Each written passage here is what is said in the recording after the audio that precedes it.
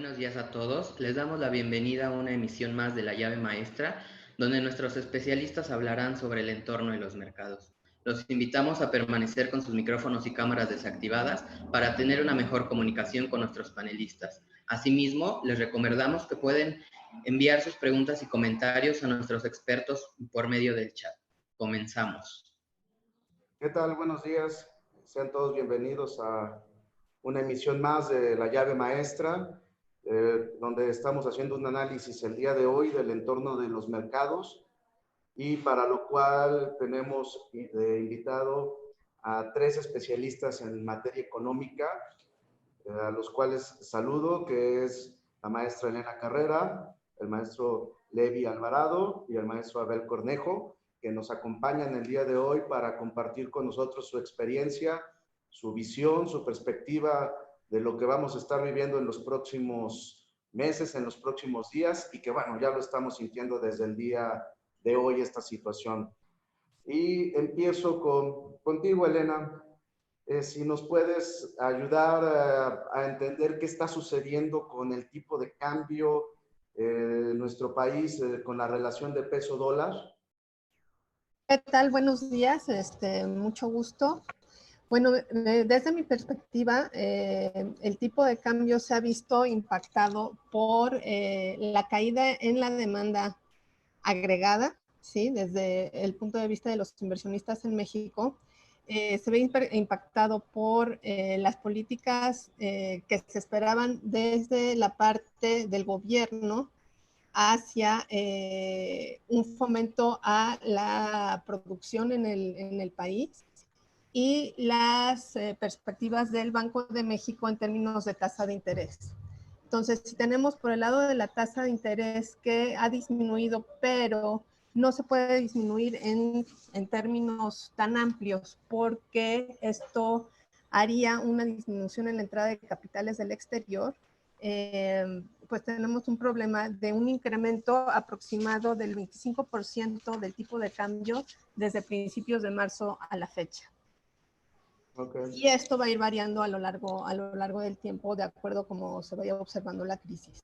¿Crees que se recupere un poco el tipo de cambio en los siguientes días o meses? Pues, en los siguientes días es muy difícil ver qué es lo que puede pasar, porque cualquier decisión que tomen los gobiernos en el exterior y dentro del país, pues puede ser muy complicado hacer alguna previsión, ¿no? O sea, la última expectativa de tipo de cambio que observé en las encuestas del Banco de México era de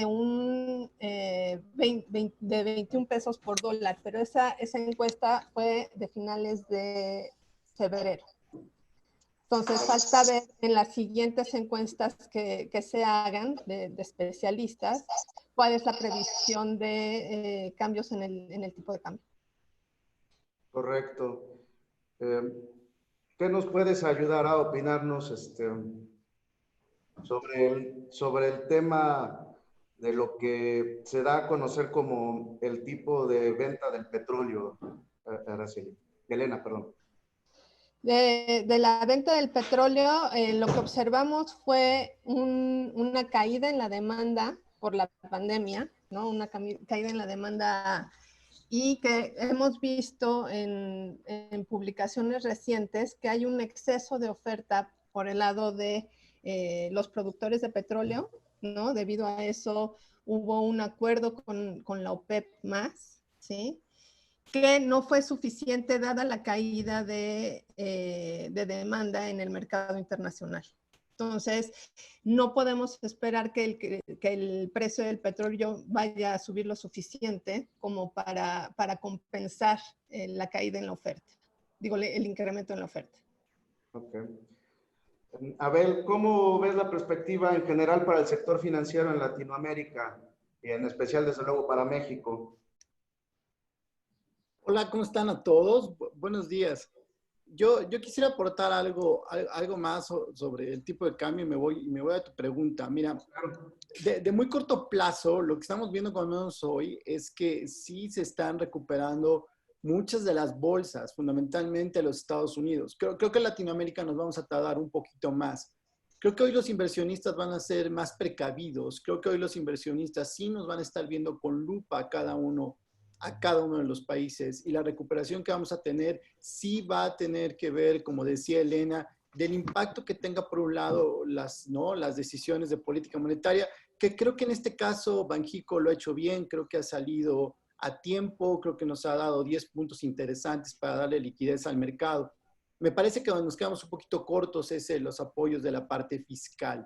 Me parece que el gobierno se ha quedado un poquito corto en apoyar a las empresas. De hecho, hemos visto en las últimas 2 mañaneras que no ha habido un consenso, como ha sido pues más o menos la tendencia desde que llegó este gobierno, entre lo que ve el sector privado y lo que el gobierno ve en términos de cómo apoyar a la economía para salir adelante. Entonces, creo que los mercados financieros, como hoy, se van a ir recuperando. Creo que vamos a tener inversionistas bastante más preocupados por cada uno de los países. Nos van a analizar con lupa a cada uno de nosotros, y me parece que la tarea en México está un poquito atrasada.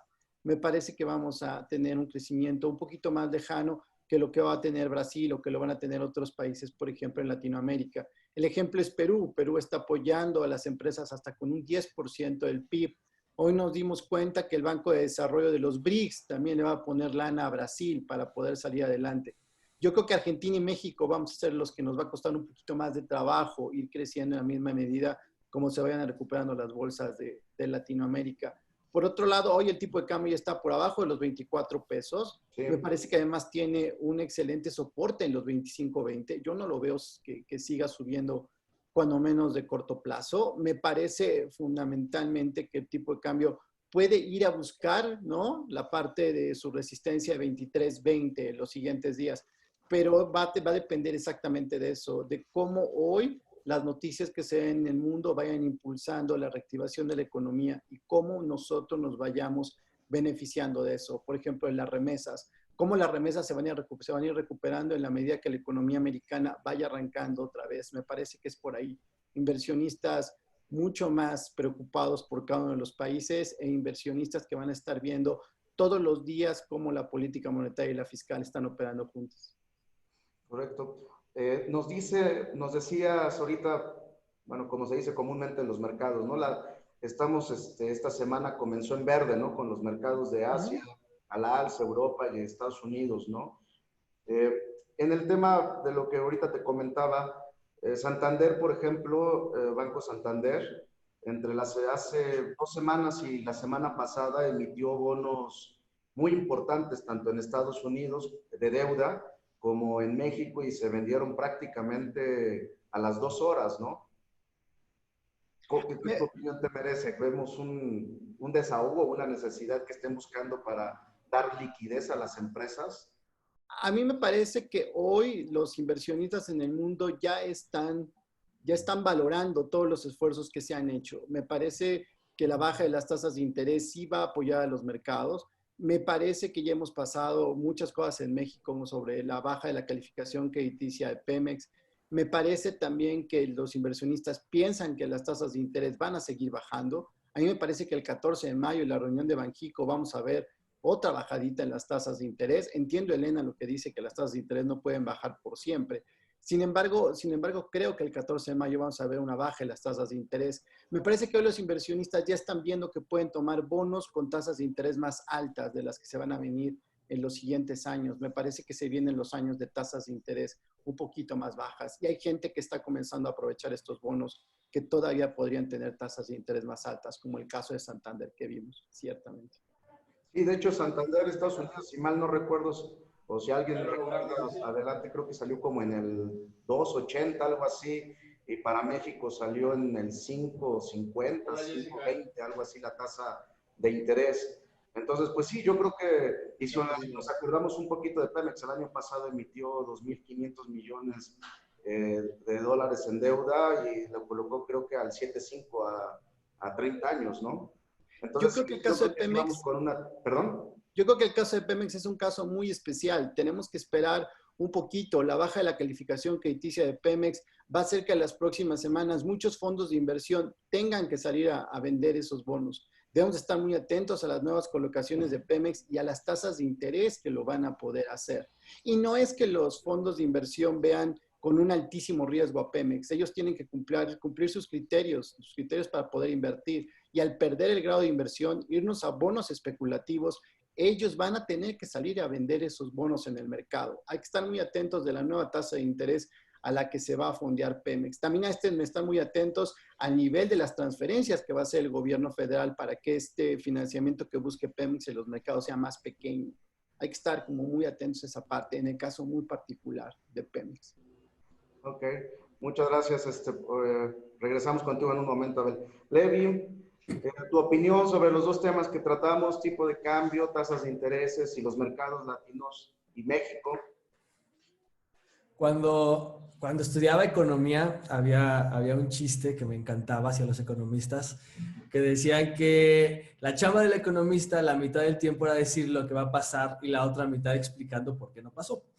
Entonces, ahorita realmente es tanto las fluctuaciones que es muy difícil poder decir. De hecho, me encontré un artículo fabuloso del Economista que fue publicado el 22 de febrero del 2020, antes de que se desatara. Y sus perspectivas 2020, imagínate nada más, era crecimiento de entre 1% y 1.10. El día de hoy está la quiniela entre -3 de Hacienda, entre -6, -6.6, Banamex se va hasta 9 y cuando se pone trágico dice que hasta 12. O sea, imagínate nada más, pone un tipo de cambio entre 19.50 y 19.85. Y ese 19 ya se hace como un anhelo en este momento. Es cuando teníamos el tipo de cambio de 13, que en ese momento se nos hacía alto, y ahorita ya es un anhelo tener un tipo de cambio de 13. O sea, las cosas han cambiado demasiado rápidas. Eso es lo que ha pasado. Y creo que nadie se imaginaba. De hecho, por ejemplo, el gobierno compró coberturas este año para el precio del petróleo por $49 y muchos lo criticaron. Eso se publicó en enero, así de, oye, ¿por qué el gobierno está comprando coberturas cuando hay una serie de conflictos en el nivel petróleo, lo que va a ocasionar que vaya a subir?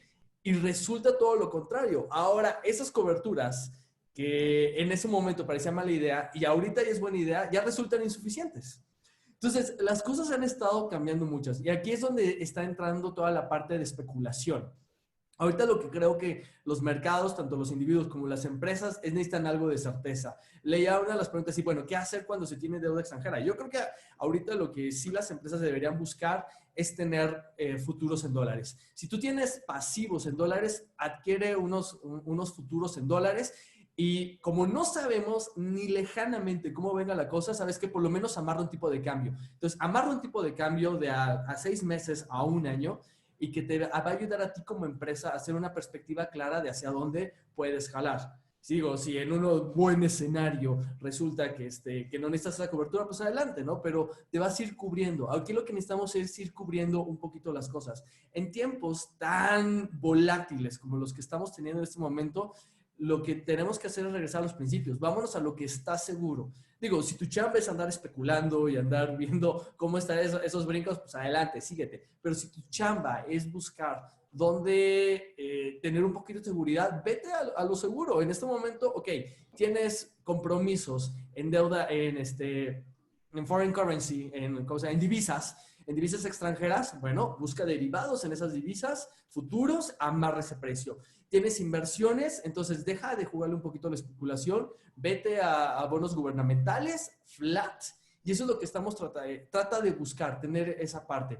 Ahora, si en efecto está bajando la tasa de interés, no necesariamente el que haya una tasa de interés baja es un grito abierto a que te endeudes. O sea, tiene que haber una estrategia de dónde te vas a endeudar y pensar que esa deuda tiene que ayudarte para crecer, en efecto.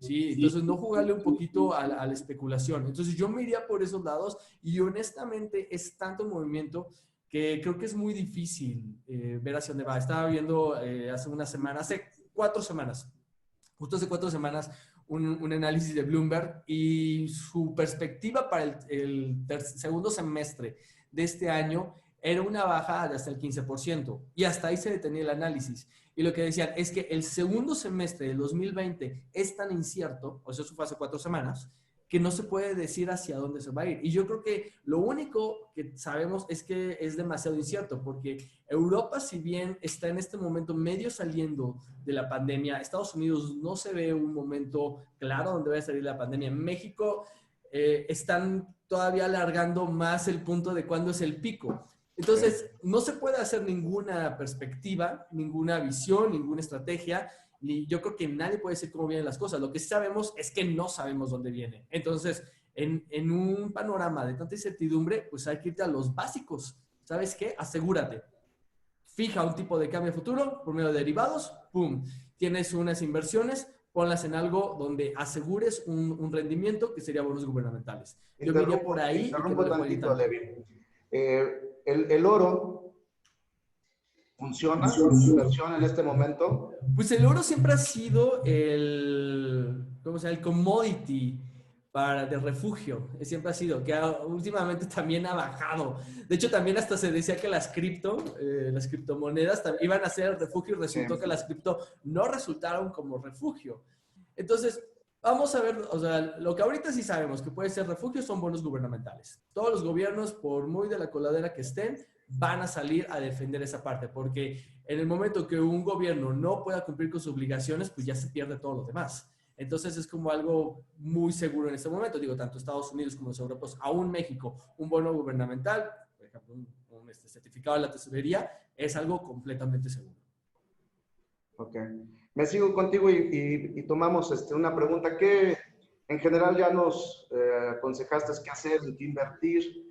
¿Qué les aconsejas a las pymes que a lo mejor no tienen una deuda en dólares, pero sí con bancos y para volver a operar, para volver a arrancar? ¿Qué les podemos recomendar? ¿A quién? ¿Esa para mí? Sí, a ti. Perdón. Seguir contigo de una vez. Me distraje un poquito. Ok, yo diría, lo que en ese momento estaban buscando las empresas y deberían de buscar es flujo de efectivo. Entonces, sí está un poco difícil como tener una recomendación clara, si le tienen que hacer A, B y C, pero lo que tienen que buscar es flujo de efectivo y lo que tienen que empezar es adaptarse a la nueva realidad.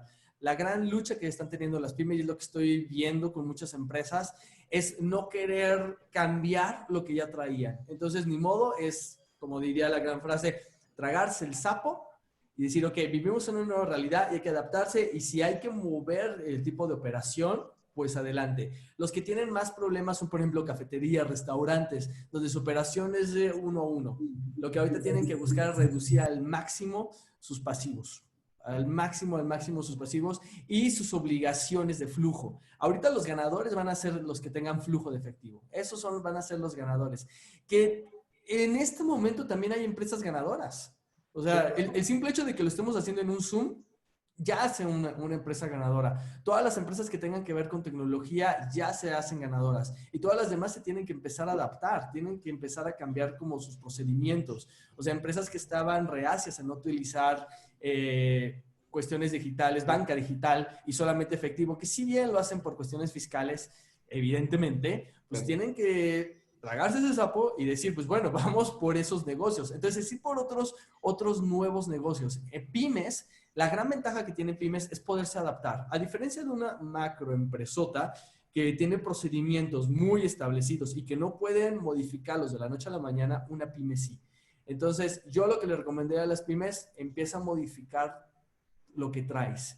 Sí, es tragarte el sapo, sí es tu bebé, tu negocio de muchos años, pero este es el momento de adaptarse. Entonces, o te adaptas y cambias, o te va a llevar esta súper tormenta. Muy bien. Elena, la misma pregunta, ¿qué les podrías tú sugerir a las pymes respecto a este momento tan crucial que estamos viviendo, ¿no? Y retomo un poquito de lo que decía Levi. Hay empresas que están ganando y que no entendemos, ¿no? Sí hay empresas grandes, tal vez donde asiste la gente como, vamos a decir una marca, un Home Depot, donde tienen mucho flujo, los están permitiendo abrir, pero no a una cafetería. ¿Cómo ves tú estos negocios pyme, Elena? Pues yo pienso que estos negocios pymes se tienen que acercar al sector financiero, que hay muchos que no se han acercado, ¿no? Y la forma de conseguir flujos es por medio de estos nuevos créditos que van a ir asignando, ¿no? En términos de emergencia, pero que tienen que irse integrando a una economía mucho más moderna, mucho más dinámica y mucho más cercana al sector financiero, incluso a acercarse hacia el gobierno, ¿no? O sea, dejar de ser empresas que se mueven por medio de la economía informal e irse acercando hacia la formalidad, porque es la única forma por la cual van a poder financiar lo que están perdiendo en estos momentos. Aunque nos está diciendo el gobierno a través de nuestro presidente Andrés Manuel López Obrador que también hay créditos para los informales, ¿no? Lo cual pues está bien pero para poder sustentar una economía familiar, pero nos lleva a tener un apoyo a la informalidad. Pero es un apoyo como muy bajo, muy limitado, ¿no? Es un apoyo de 25,000 pesos a una empresa, pues no pareciera que les alcance para la renta, para el salario de las personas que trabajan en ella, ¿no? Entonces, pudiera ser un momento para acercarse a la economía formal. ¿Crees que estemos en el momento de dar el salto a dejar de circular efectivo y a que todo sea bancarizado? Pues es una oportunidad, ¿no? O sea, puede medirse como una oportunidad para las empresas, porque quienes no tienen una forma de moverse por medio de tarjetas de crédito, depósitos bancarios, están perdiendo clientes, ¿no? Incluso las personas que te están vendiendo frutas y verduras desde la central de abastos, quienes no pueden proveer un servicio a las casas y a los restaurantes que estén trabajando para el servicio de comida de entrega al hogar, no pueden funcionar. Entonces tienen que irse adaptando de manera acelerada, ¿no? Y buscar la manera en que los bancos se puedan volver mucho más flexibles para adaptar, para incorporar a estas empresas. Correcto. Abel, tu opinión, tu comentario respecto a las pymes. Déjame retomar algunas cosas y le entro a esta parte de las pymes. A ver, mira, mi experiencia es que las crisis no son tan distintas. Probablemente las causas que se generan las crisis sí pueden ser distintas. El 2001, la parte de las Torres Gemelas, el 2008, la crisis hipotecaria, 1994, el efecto tequila. Sin embargo, el comportamiento de las variables financieras no son tan distintas. Me parece que no estamos en algo tan atípico como parecería ser. Me parece que nos estamos vendiendo una idea de que esto es atípico, que es diferente, que no podemos saber hacia dónde vamos. Yo no coincido mucho con eso. O sea, yo creo que los mercados tienen memoria. No te escuché. Hoy se hace viral, ¿no? Probablemente hoy tiene bastante más impacto y mucha más gente esté involucrada en la decisión de lo que genera la crisis. Como bien decían, sí, el flujo efectivo es como el rey de todo esto. Cuidado con los futuros exigen mucho flujo de efectivo. O sea, si tomas un futuro, exiges que tu caja genere efectivo para participar del mercado.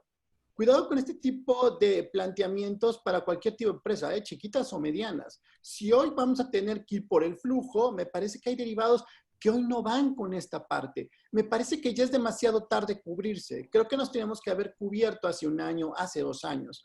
Y hacia allá voy, hacia las pymes. Creo que no solo llegó el momento, como dice Elena, de que se acerquen a la parte formal del sector financiero, porque hoy lo necesitan. El dinero no está en la calle. Hoy el dinero está en el sector financiero. Hoy el dinero está en bancos que todavía están bien capitalizados. Hoy el sector privado, insisto, probablemente fuera del gobierno, está haciendo cosas para que los bancos tengan dinero, para que las empresas tengan dinero. El Banco de México lo está haciendo. Como bien dice Elena, es momento de que las pymes vayan hacia el sector financiero. Pero creo que es su mejor oportunidad, creo que es el momento de ver los riesgos que tú tienes. Probablemente una de las grandes ventajas de las pymes y de los emprendedores sea su flexibilidad, pero también esta flexibilidad los hace en el camino ir tomando riesgos, van acumulando riesgos en el camino en las tomas de decisiones que tienen gracias a esta flexibilidad. Me parece que hoy las empresas deben sentarse primero a ver los riesgos que están asumiendo para tomar las mejores decisiones. Por supuesto que ir hacia un negocio digital hoy es fundamental. Creo que este país hoy tiene la gran oportunidad de voltear a las cuestiones digitales y de quitarse esa resistencia. Somos el país que en los últimos 2 meses más hemos invertido en aplicaciones dentro de Internet, probablemente porque éramos de los países que menos las utilizábamos. En este sentido, me parece que ser flexible, que ser creativo y sobre todo, recárgate en tus mejores productos. Hay un montón de empresas que tienen muchísimos productos. Parecería ser que salgo al mercado con muchos productos porque tengo en la cabeza que voy a ganar mucho dinero. ¿Es momento de quién? Es momento de recargarte en tus productos más rentables. Es momento de recargarte en los productos que puedes recuperar ese dinero mucho más fácil. Es el momento de que las empresas comiencen a pensar en fondos de contingencia. Las empresas en México difícilmente tienen un fondo de contingencia. Hay empresas que utilizan la depreciación, ¿para qué? Para financiarse, por ejemplo. Hay empresas que aguantan lo más que pueden el pago de impuestos para seguir tomando el dinero y seguir operando todos los días. Me parece que es momento que las empresas hoy cambien su forma de tomar los riesgos que tiene un negocio. A veces creo que solo vemos los rendimientos de un negocio y nos animamos a hacerlo. Pero hoy las empresas están viendo cómo pueden desaparecer y cómo se vuelven vulnerables al no entender su entorno. Las empresas entienden mucho lo que pasa de la puerta hacia adentro. A las empresas se les complica entender lo que pasa de la puerta hacia afuera. Y creo que es el momento de ver de la puerta hacia afuera. Yo lo vería así. Creo que tanto Elena, Abel y Levi han compartido de que, y tomo una palabra que acabas de decir tú, Abel, de resistencia. Creo que el empresario mexicano tiene resistencia a costear correctamente sus productos, a ver si hay ganancia y no emergerse a un negocio simplemente pensando en que va a ganar, en acercarnos a la formalidad, donde necesitamos de sistema financiero, donde necesitamos de tecnologías, donde necesitamos no esperar a que lleguen con 5,000, con 100,000 pesos para pagar nómina por fuera, para pagar materia prima por fuera, sino que necesitamos hacer realmente una economía sustentable y rentable. ¿No? Me sigo contigo, Elena. Sí, pues yo sí pienso que la única forma es acercarse hacia la economía formal como el empresario va a poder salir adelante, y las crisis son oportunidades, ¿no? O sea, así como están funcionando las escuelas para transformarse, el mundo se transformó de un día para otro para todos, ¿no? Entonces, las empresas, por más familiares que sean, ¿no? Por más pequeñas que sean, tienen que transformarse a sí mismas y volverse más eficientes, ¿no? Esto va a generar unas tasas de desempleo muy grandes, pero a los empresarios les da oportunidad para ser mucho más eficientes de lo que eran. Ya como comentario final, Elena, para despedirnos de todas las personas que nos están viendo, ¿tú crees que la crisis está justificada por el virus, o era una crisis que ya se avecinaba económica a nivel mundial? Y tu consejo y tu opinión, por favor. Bueno, yo no veo como que fuera una crisis a nivel mundial. En el caso de México era una crisis económica que se aceleró, ¿no? Por el tipo de medidas económicas que ha tomado el gobierno sin fomentar, por el lado de la oferta, el que haya un incentivo para que haya un mayor nivel de inversión. Si observamos las tasas de inversión fija bruta, esta ha venido disminuyendo casi desde las elecciones, ¿no? Entonces, eso no ha generado un mayor nivel de demanda agregada, y eso genera al final pues que la crisis fuera encaminada. Esto solamente la aceleró y la profundizó, ¿no? Entonces, lo que se ha observado de las políticas del gobierno hasta ahora, pues es que no va a apoyar a las empresas, y lo que trataron de hacer el Consejo Mexicano de Negocios, pues es buscar otras alternativas para que las propias empresas se vayan financiando y poder salir de la crisis más pronto, ¿no? Muchas gracias, Elena, por tu participación. Levi, tu comentario y tu opinión respecto a estos temas que hemos tratado en este momento con Abel y con Elena. Estoy totalmente de acuerdo con Elena. Realmente en México no se veía perspectiva de crecimiento. Digo, no se veía tampoco que fuera a caer de este tamaño, pero no ha habido ninguna sola política que permita que se vea un tipo de crecimiento.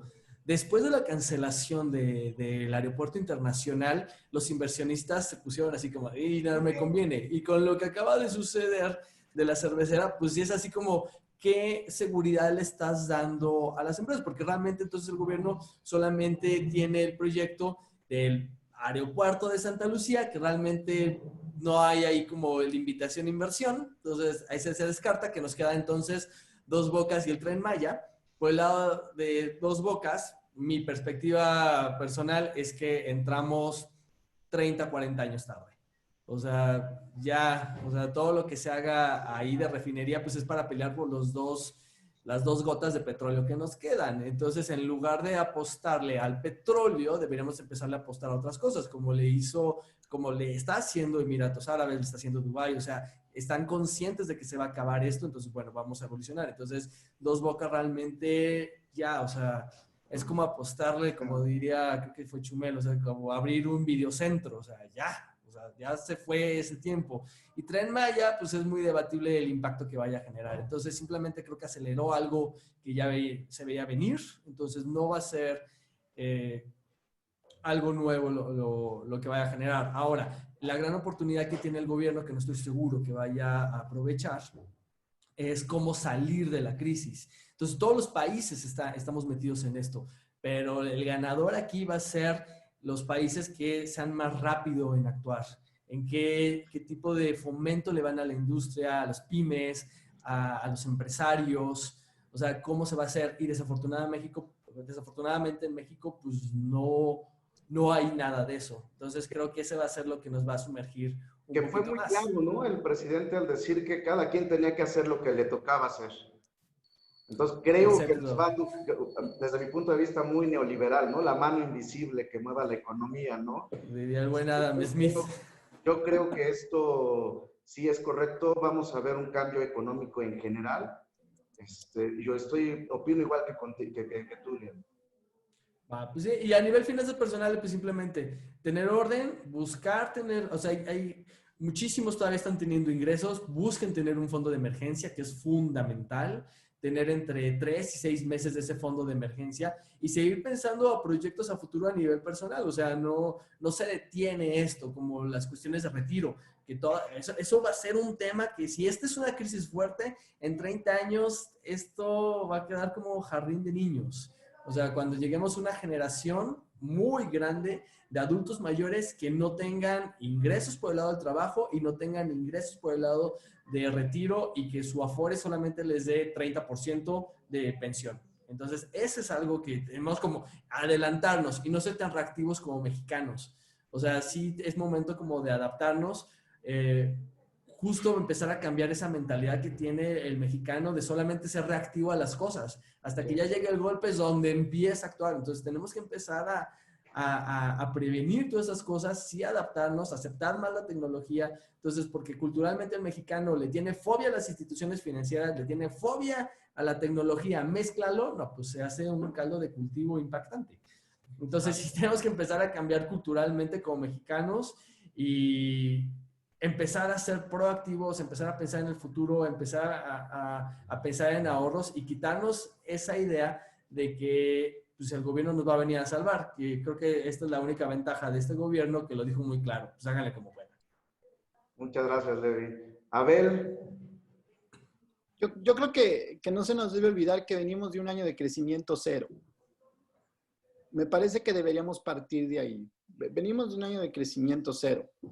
Y probablemente antes de esta crisis de salud, nos preguntábamos cómo el país le iba a hacer para crecer. Y mira, la apuesta del gobierno desde que estuvo en la campaña es apoyar al sector energético como una palanca para el desarrollo y el crecimiento. Sí. Me parece que si bien es cierto que llegamos tarde, creo que no deberíamos dejar de lado que si estas transferencias, porque no solo es la nueva refinería que se va a tardar años en dar resultados, sino estas transferencias que se están haciendo del gobierno federal hacia Pemex, comienzan a dar resultados, esto es, que generen ingresos mucho más rápido de lo que estamos esperando y que además los precios del petróleo, que ahorita está ya en 17.80, se comiencen a recuperar y que el portafolio de negocios de Pemex verdaderamente sea rentable, yo no dudo que en el corto plazo tengamos una recuperación interesante si es que esto pasa. Nosotros como mexicanos podemos estar de acuerdo o no, pero deberíamos de ver y decir, bueno, si le están apostando a esto, esperemos que en este año pase. También tenemos que ver la medida en que se va a recuperar la economía americana. La parte de las remesas, ojo, no hay nada más neoliberal que el comercio. Va a empezar este nuevo tratado de comercio, vamos a ver cómo nos va, vamos a ver en qué medida podemos participar ahora sí de la reactivación de las empresas americanas. Me parece que sí lo podemos ir viendo. Yo no lo vería tan catastrófico este año. Yo lo vería en ese sentido. Si este tratado comienza a funcionar, si el portafolio de Pemex comienza a ser un poco más rentable y sobre todo que las personas que hoy están guardando su dinero, porque estamos hablando sí de empresas y personas en problemas, pero también hay empresas y personas que hoy tienen dinero y que también sacaron dólares en su momento para resguardarlos. También hay empresas que se los llevaron, también hay personas que se los llevaron.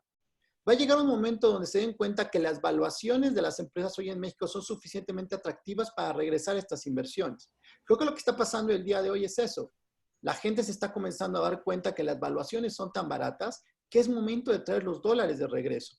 Y así como antes de la crisis sanitaria pudimos pasar de 18 pesos hasta 21.40, yo no dudaría estar viendo el peso por abajo de los 23 en las próximas 5 o 6 semanas, si todo comienza a reactivarse en esa medida.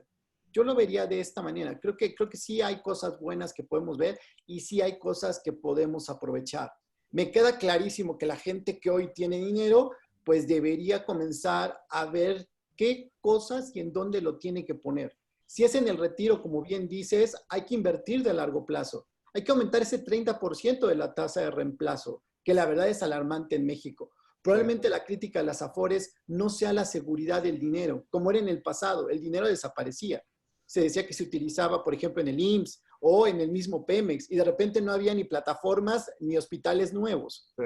Lo que ha tenido valiosísimo son las Afores en este sentido de cuidar el capital. Cuidar el capital es fundamental.